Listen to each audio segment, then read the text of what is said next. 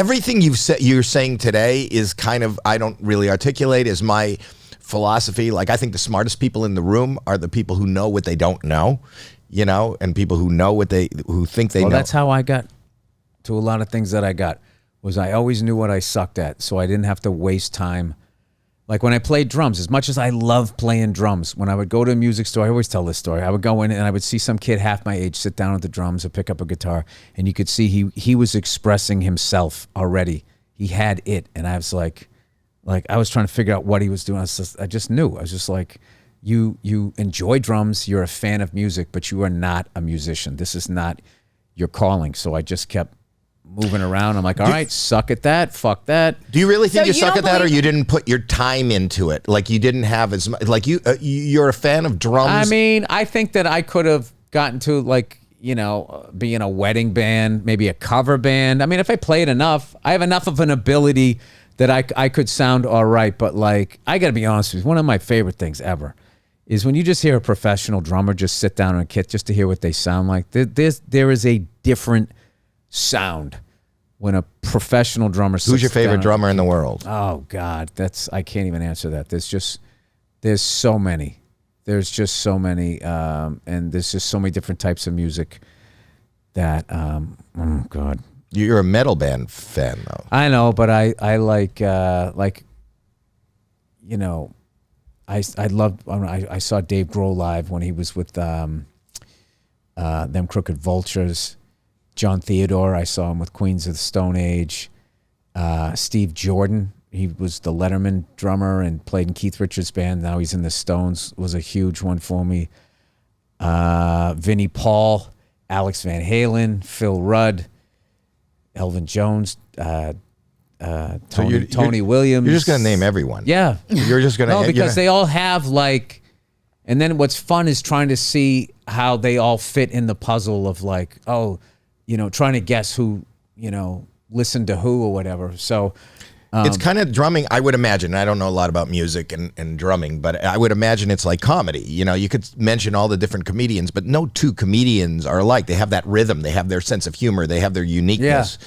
And the way you're describing that, there's just a lot and then there's the mainstream accessible ones, and then there's the comic ones, and then there's the guys who are like, you know, there's just so many. It's just like with music, like anybody who doesn't play drums knows Keith Moon, knows John Bonham, knows like those main guys, but then you get people into music, and then drummers, and it's sort of like this whole like pyramid of stuff, and all of them are necessary. You know what I mean? Like, I like pop music and all that shit. All of that stuff is it's all necessary. Have you got the opportunity to sit in with a band that you like and drum with a band that you like?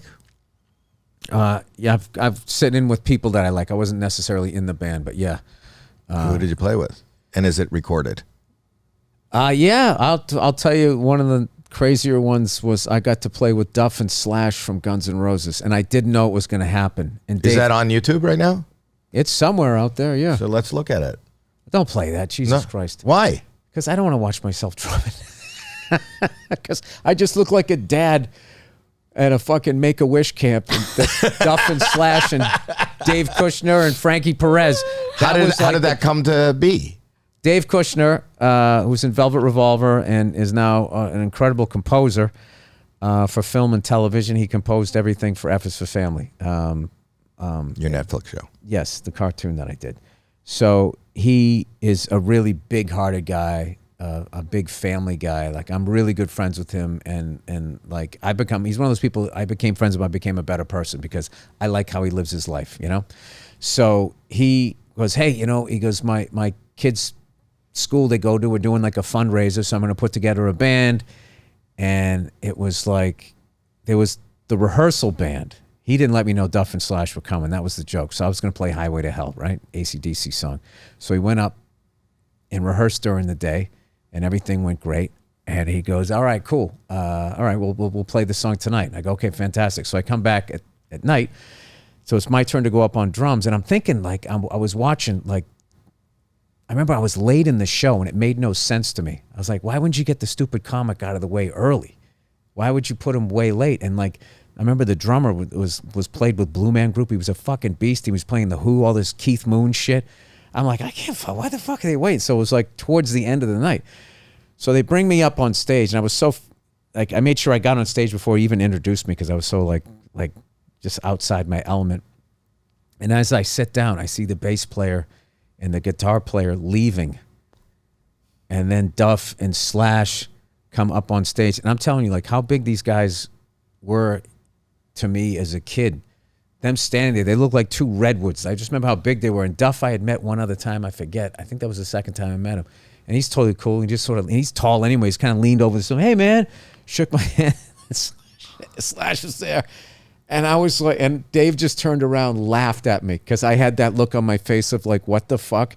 And before I could even think anything, like Slash starts, because it starts with the guitar. Ba-na-na, da-na-na.